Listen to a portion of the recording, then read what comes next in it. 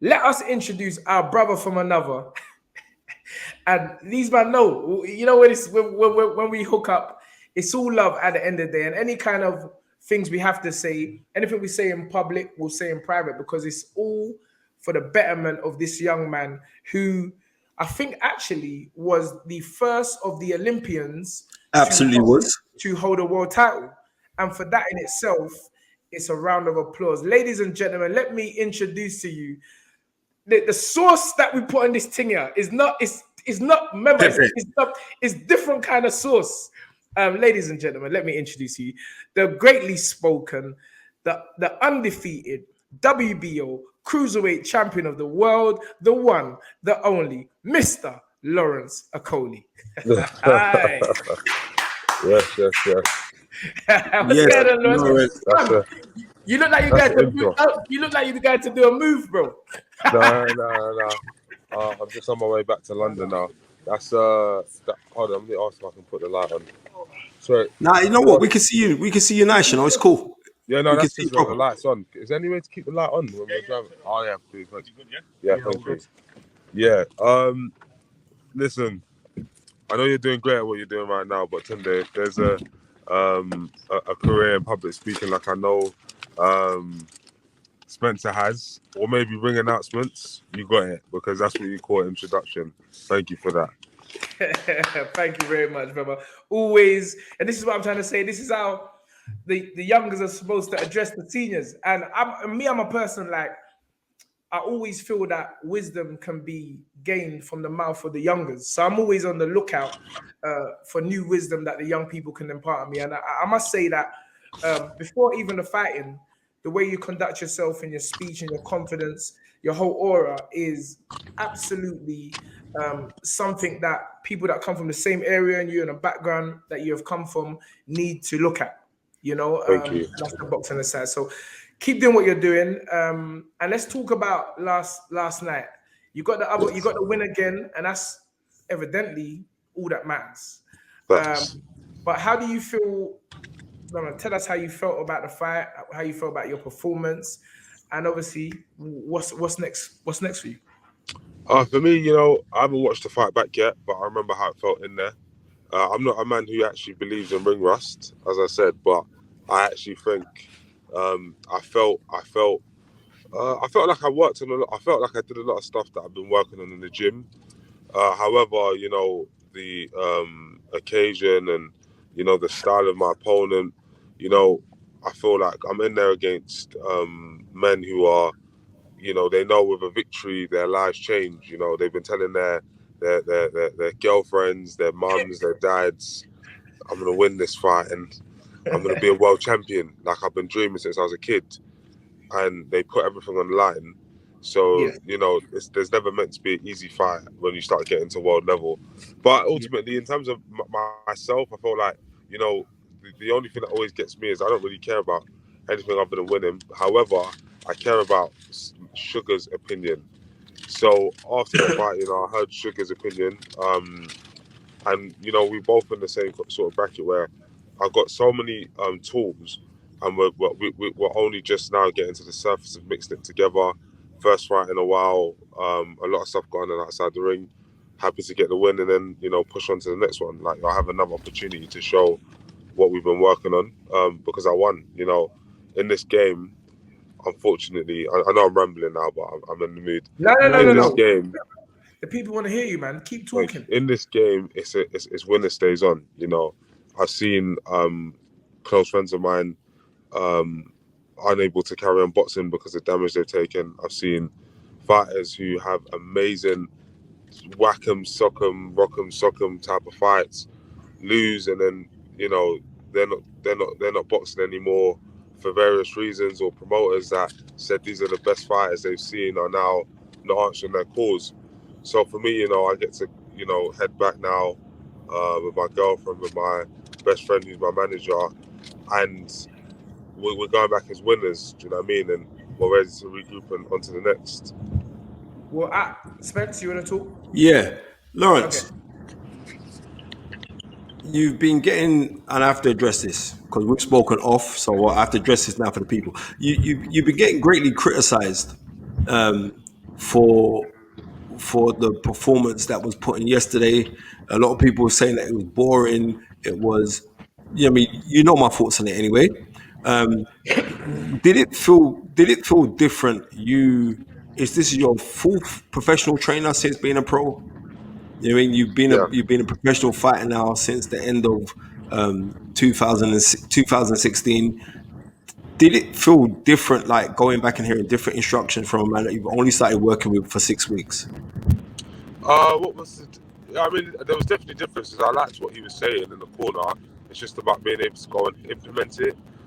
There's, as I said, there's always going to be learning curves when you're training in a new place with a new person, to be able to maximize the best out of yourself. But yeah, I just think, I'm excited for what we're going to do next. There's stuff in camp that I think was very good, and there's stuff that I want to add and Sugar wants to add. But when you're first getting to grips with somebody, hitting the pads with them the first time, what they want you to do on the bags, it's hard to go 100% because you have to actually take them and learn. So this is very much a studying camp as opposed to a grafting camp and let's go to the trenches and work this works all over. It's very much refining. However, when you're having a fight against people who are coming with everything they've got, it's difficult to kind of implement that stuff unless you've got the fire. I've always got the fire, which is why I won. But unless you've got that sort of quick fire, over and over kind of explosive energy systems working. But there's lots of things. But I feel happy to get the win. And I know one thing for certain is that with fans they're very fickle. So if I go out and put on a spectacular performance, and the next one will be great.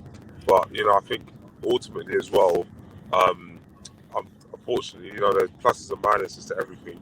And I think I've had a few performances which have not been the most pleasing, and it's hard to shake those things. Even though I knocked out 7 guys in a row before these last 2 fights, anytime there's a clinch, which happens in every fight over and over again, because of my past thing, it's there we go again.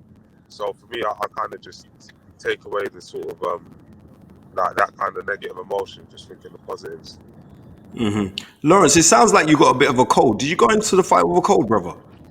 Yeah, I mean, I think that every fighter goes into fights with different problems. So yeah, for me, it's not like that made a massive difference. Yeah. Lawrence, I mean, what I would say is, I know you've got a new trainer, but as Spencer quite rightly stated, he said that you've added 4 new trainers. But what are you actually looking from the coach? Are you actually looking for them to actually change your style, or is it more a mental thing? Knowing that you can, you can learn from someone, and you can gain knowledge them. Are you actually going to them because you want to change your style? Because when I was doing the live last night, just on my Instagram, I said exactly what you said. At the end of the day, it's about winning. But obviously the fans, or I want you to be a pay-per-view fighter. That's the ultimate goal for me for any fighter that I'm connected to, that I train, manage, or just people that I know like yourself. And so that's why I feel I don't read Twitter. Spencer's the Twitter man. I don't read because for me it's just all negative, and and I just don't focus on negative. But do you feel you actually need to change your style? Because my argument was, bruv, he's winning. He's a world champion. Not everybody can be a pay-per-view fighter. So I don't actually know why. I'm trying to work out, are you going to the trainer to change your style, or are you just going to the new trainer to enhance your style and make you feel better? Definitely enhance as opposed to change. I mean, one thing is, in camp we were doing a lot of amazing stuff that I haven't watched the fight back, but I know the triggers weren't firing the way that I wanted them to fire. So definitely with Sugar, it's definitely to sort of enhance my style and change it. Not change, because when I look at it in an objective way, outside of all of the other stuff, I just think you look at my fights and I want to ask on someone's hand how many clean shots I've taken where you say, ooh.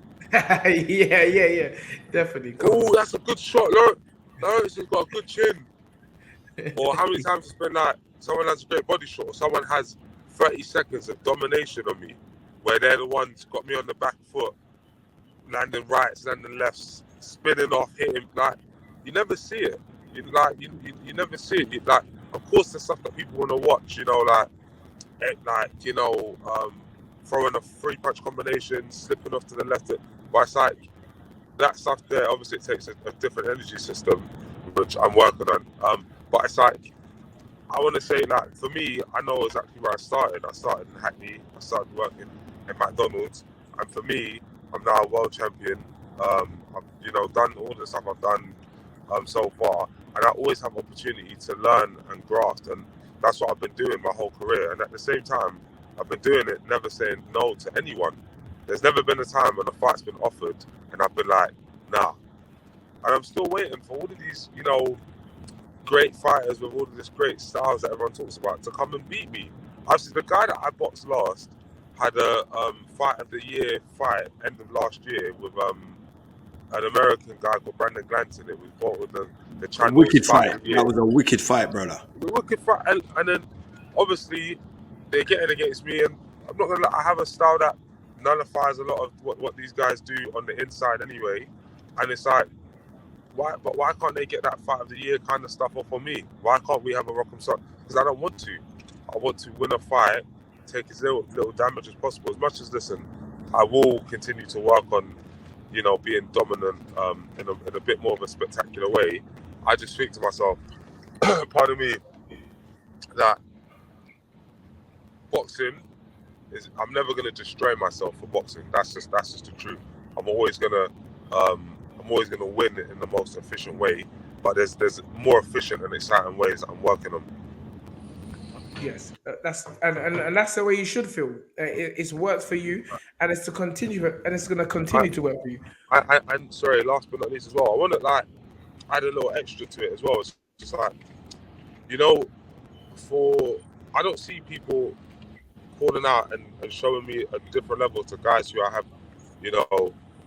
tough nights with. I boxed a guy called Czak. I never heard no one call his name out for a fight. This guy, no, but I beat a guy called Krazovic. Everyone there is trying to throw him around because that's an easy fight. The guys I'm fighting are tough men. People might not know them because, whether it's profile, the cruiserweight division, whatever it is, but they're still. I know that they're tough boxing men. And when you get to this kind of style and this type of level, everyone's fighting for their life. They're fighting for their livelihood. Like, I know, obviously I'm not going to get into it. I know what he made this fight, and it's life changing. I don't know what he would have made if he'd won it, and they still can't do what it takes to get the victory. But I'll just take it one step at a time, go back to the drawing board, and keep coming. You really touched on, I think, myself and Spencer's next question, like, what is the future for you? Because obviously, it's no secret. I think the fans want to see you go at it with Richard Riakporhe, but Richard aside, there's still.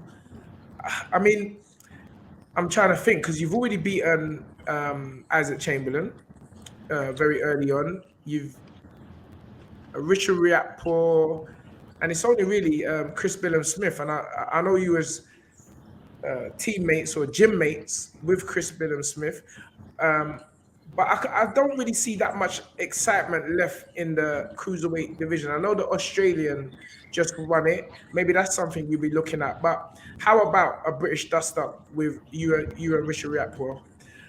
If that were to happen, how do you see that playing out?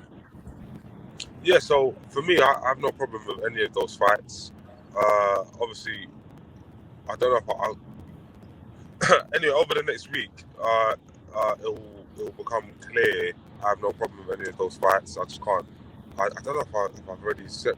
I can't say now, but I'm very, very okay, and it'll be very, very apparent that I'm okay with any of those fights next. Yeah. Like, I'm not one of those guys that talks and builds fights and whatever. Like, I'm here to actually fight. Like, I'm the one here that's a world champion.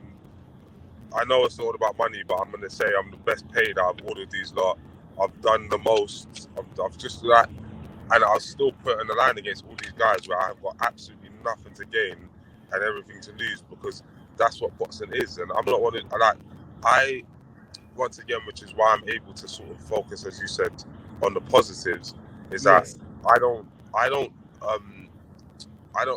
understand that I'm a boxer and I'm a world champion boxer and I love it and it's a responsibility, but the belt that I've now won, I don't look at it and say, I am Lawrence Okoli, the world champion, and that's my identity. I'm Lawrence Okoli, who is a world champion. I don't know if that makes sense. Makes perfect sense to me. Makes perfect sense. Or I am Lawrence Okoli, the like, as if those things got taken away from me, I would stop being a human being or stop being myself. It's like I'll still be the same brother. Thank you. I'll still be the same brother, the same boyfriend, the same friend, the same everything that I am with. I'd be the same about. So I just look and say, why not just go out there and see? Like, I enjoy fighting, I enjoy winning, I enjoy these nights that I've been having. Because I looked at David Hay. I looked at who else was up there when I was coming up. I looked at Amir Khan, and I just used to see those nights and think, wow, oh my God, imagine being a headline act, whatever. I've got the memories now of myself walking out, headlining the O2, headlining the MEN, headlining the O2, headlining Cop. You know what I mean? Like, I've got those memories. I've got the memories of winning the world title. Of course, that's not the be-all and end-all for me, but this is a chapter of my life. I'm sorry, I'm going to really go in because I'm talking to you two. As you know, it's like people get caught up in their jobs. I am the director of this, or I'm the whatever, and then there's a crash, and then people are depressed and this and another. You have to really live in a state of gratitude to be happy. I'm very, very grateful for my life. I have to also say that I'm also very conscious. So it's like, this game is winner stays on, and I know, it's 3 out of 6 athletes go bankrupt. I'm gonna go down that road as well. Go bankrupt after retirement, and that's boxers, that's footballers, that's people that we all look at and say they made millions and this, that, and the other. And then no one's there to really care for the ones that go bankrupt. So it's about making as much as you can, investing it well, being smart with where you put your money, making sure that you've got somewhere to live and you get a comfortable kind of life. Because as you can see here, I've got black eyes. As you both know, because you've been in boxing for years, boxing's a bloody sport. Like, Anthony Yarder's got one of the best styles that I've seen. An exciting pay-per-view fighter, and one day, like myself, he'll be 37. Maybe I don't make 40, 50, whatever, and he won't be able to be as explosive and whatever else. So who are you after that? And that's what we, the smart ones, think about from before that time comes. But yeah, those are my little pieces. Thank you for listening. Lawrence, this is what I want to say, Lawrence. Like, last month, after you took a picture of my little boy, you and Richard Riakporhe kicked off. Well, he tried to kick off on you at the Creed premiere. Now, a lot of people were saying that was staged, that was this and that. I was there, I witnessed it. It wasn't staged at all. I just want to hear like your thoughts on that, and like, what would you be keen to fight Richard this year? As I said, in the next week or so, we'll see the difference between talking and action. I like that's what I'll say. I'll say, like, for me, like, there's no fighter that I look at and say, oh no, oh yeah. Like, I'm not keen and I'm not keen. It just is what it is. If that's an opportunity that's there, I've already said yes to. That's something I can say. I've already said yes to the people that matter about that fight and about a couple other fights. So it's not something I wouldn't, because what I don't want to do is give too much energy to any one person, because anything can happen. But that's not a fight that worries me too much, more than any, like I said, I don't look at him as anything other than like an opponent with a particular set of skills and attributes. He's got good length, good punching power, a good boxing brain, good athleticism. What else has he got? You know, a nice rhythm, and some belief. So that's all that I look at as. I look at all these positives, a few of these weaknesses, which there aren't that many, but I'm able to work with what I see. Okay, and if you were to clash, sorry, Tom, and if you were to clash, why would you be victorious, my friend? I think one would definitely be experience. Another one would be real life grit. I've seen. Anyway, I don't want to. No, we don't want that. I just want to know why you'd be I victorious. think, I don't want you to break that. Yeah. okay, so I don't need to do a full breakdown. All right, fine. No. I'll just say I expect to win. That's it, and I expect to win in a similar fashion. Well, obviously, it'll probably be a lot more exciting because he's not the type that's going to come in and try to get on my chest and maul, because he's also a tall fighter. So we'll both be boxing from range and seeing who's the more athletic, who's the quickest, who sets the best traps.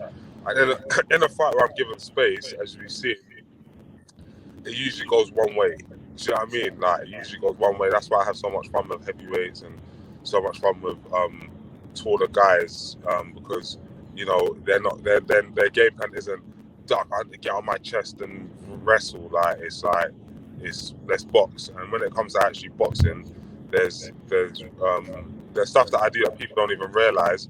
But after the fight, my opponents always come up to me like, I couldn't do nothing with you. It would be exactly the same.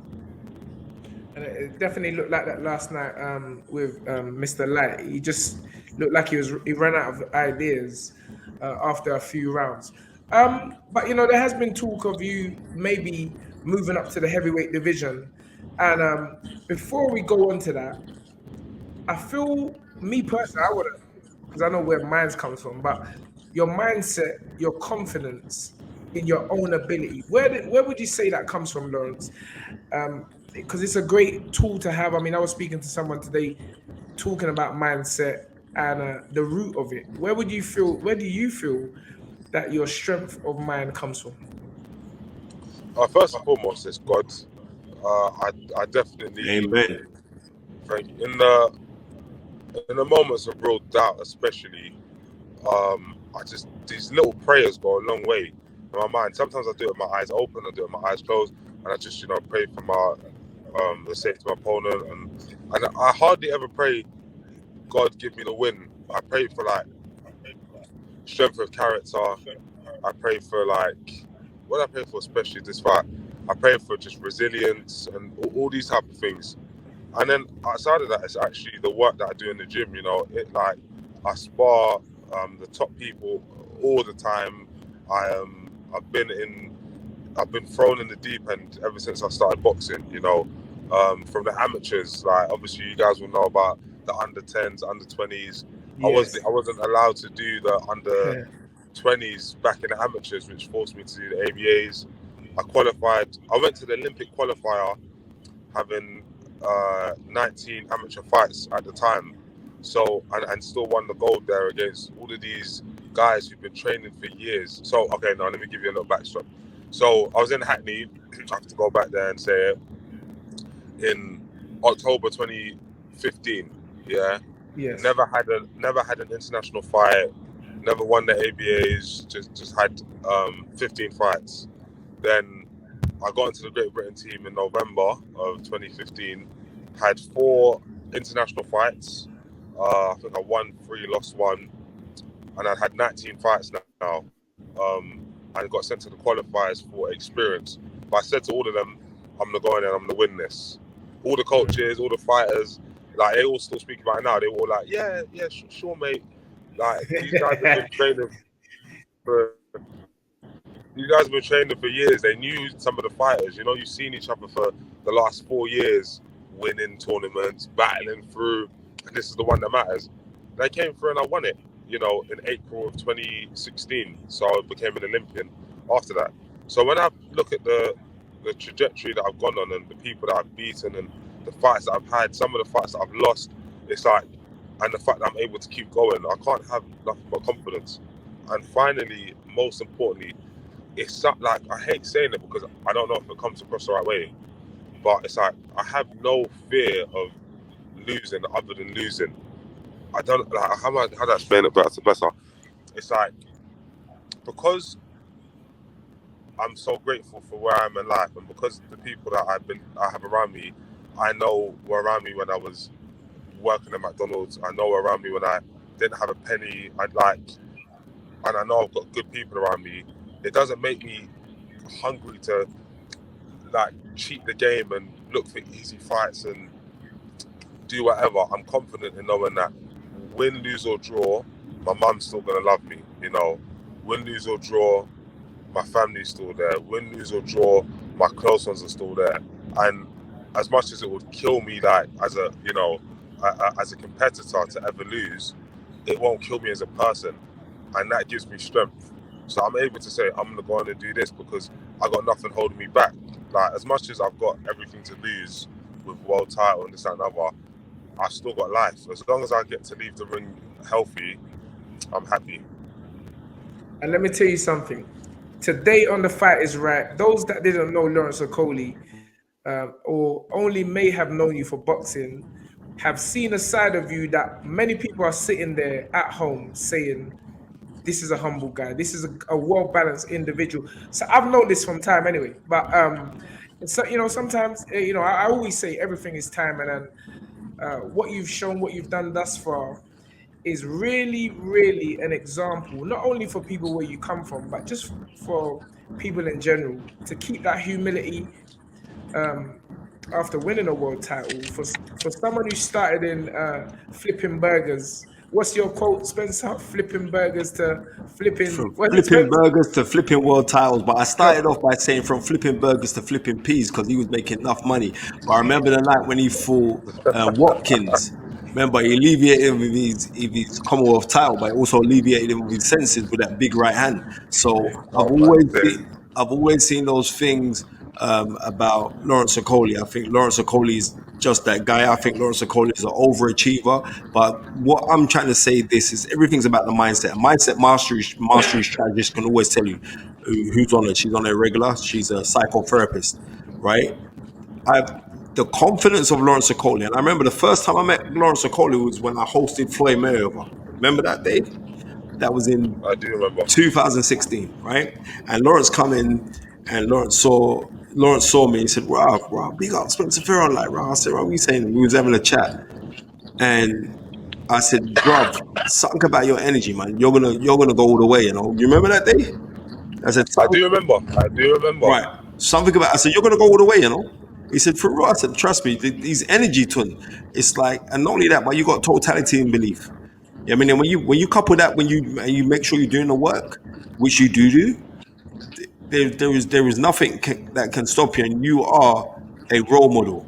And no one can't tell me that you're not a role model because you are a role model. From this being this chubby, round kid who openly, if you read Lawrence's book, is a really good book, which I actually bought your book, Lawrence, right? When he talks about him being bullied, is since I started to buy it and I posted it on my Insta when I was reading it, like it went to number one in the sporting chart. So I want my percentage, right? But Lawrence Lawrence talks about like how he used to get bullied and all the rest of it, and like he saw Anthony Joshua go to Olympics and said, right, you know what, I want to try this. How amazing is that? So you got to think about it. And now we're just over a decade because we're 11 years in from seeing somebody box on TV and got inspired by that. And then he took it and now he's done his own thing. He's created legacy. He's a WBO World Cruiserweight Champion. The same belt that Johnny Nelson actually held. And Johnny Nelson is joint second longest reigning World Cruiserweight Champion. Him and Marco Huck hold the records for the most defenses. But for time span, Johnny Nelson was world champion for 7.5 years, right? At that weight. I can't see you staying as a cruiserweight, as a world champion for 7.5 years. I could actually see you moving up in weight.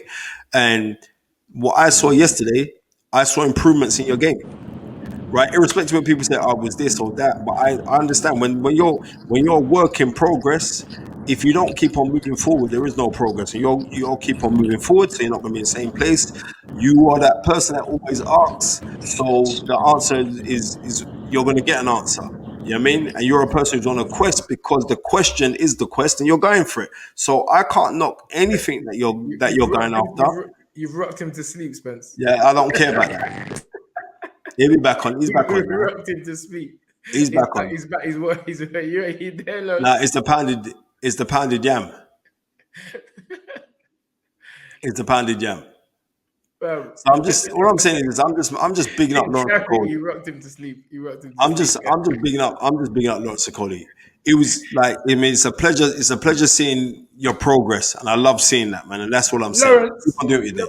Lawrence, in closing, I mean, first of all, is there anything else you would like to get out there? Because I think this is such a great interview, and I'll be asking Gary to chop this up, but I don't want to leave anything on the table. Before you finish in closing, is there anything you feel that you want to say that you need to get out? Because believe me, everybody watches this show, and the most important people watch the show, and you know what I mean by that. So please, if there's anything you feel you need to get off your chest, say it now. And if not, what would you like to say in closing? Just thank you for having me on the show. Obviously, I watch your show, as I'm sure you can see the subscribers and who locks in anyway. And yeah, no, it's just like great to see you guys doing what you're doing. Thank you for being a voice of reason and also not sugarcoating stuff. For me, I'm not afraid of criticism as long as it's positive. Is that the word? Positive criticism? Constructive. As long as it's constructive. I've never liked that word. I don't even like that word. Because me, I'm like criticism and criticism. Fair enough. But for me, as long as because I'm not going to do everything positive, but as long as it's coming from a place of, you haven't done this, it would be good if you can implement blah, I can take it. And there's one thing that always stuck with me. I saw it on Instagram when I was on Insta. I'm not on Insta anymore, or Twitter, because like you, I just think I just want to live in my real life. No discredit to you, Spencer.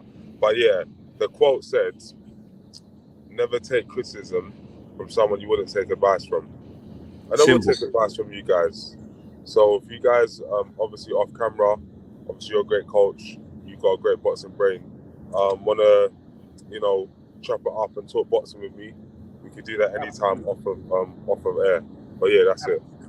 Big up, Lawrence. And listen, the love is always there. It has always been there for each and every one of you guys. One of the things I remember, because me, people don't really know me off camera. Only those that have seen me in the gym and how I work. But one thing I remember, O'Hara coming up to me one day, and he said, "You see that Lawrence, bro? He's confident, He's confident, bro." He's like, bro, he ain't even putting it on. He's like, he's serious. I said, bro, I can feel it, and I don't want to talk. I'm just, more captivated and motivated by listening to you speak and how freely you speak. So continue doing what you're doing, brother.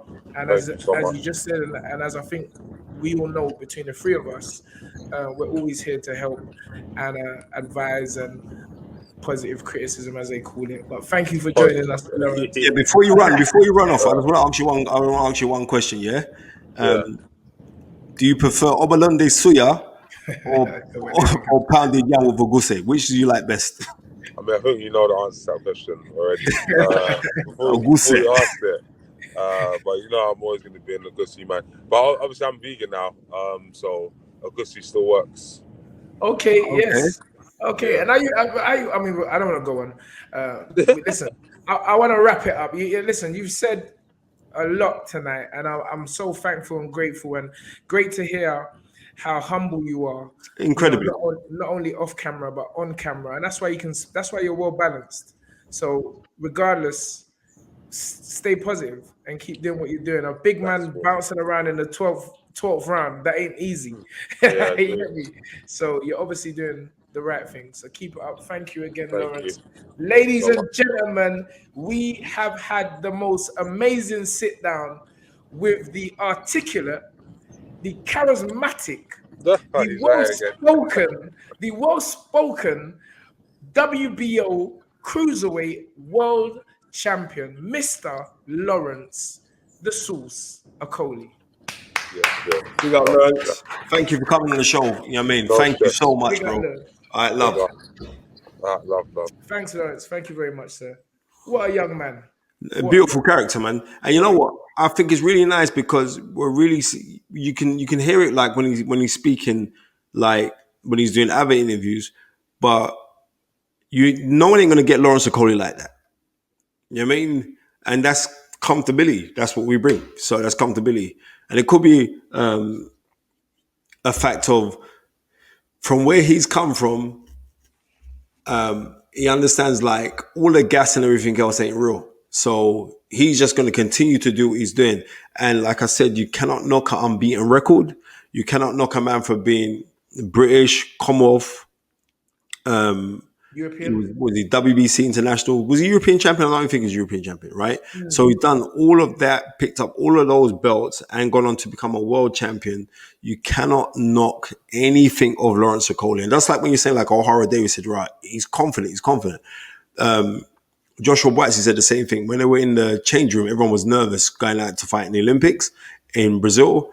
And Lawrence was like FaceTiming his friends, laughing, yeah, watch what I'm going to do with this man, blah.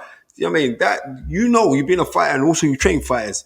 That is not an easy thing to do. And because he's got that confidence, it's not a joke. He means it. He means it. You know what I mean? So, yeah, Tundi, you means it. Good-hearted you, and I wish him nothing but the best. And also, I like the fact that he is stuck by his guns. It was a very, very brave move for him to leave 258 management.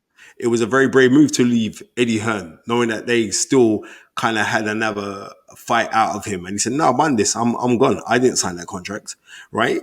So he is a very, very brave man that said, right, to go against certain things and say, well, I'm going to do things this way. And also his negotiation and bargaining skills. You don't get what you want, you get what you negotiate. You know what I mean? And he's negotiated a fantastic deal. He got a chunk of money last night, right, to fight. And I'm saying all credit should be given to him for that. So, you know what I mean? He's very astute, and I wish him nothing but the best. I know you are exactly the same.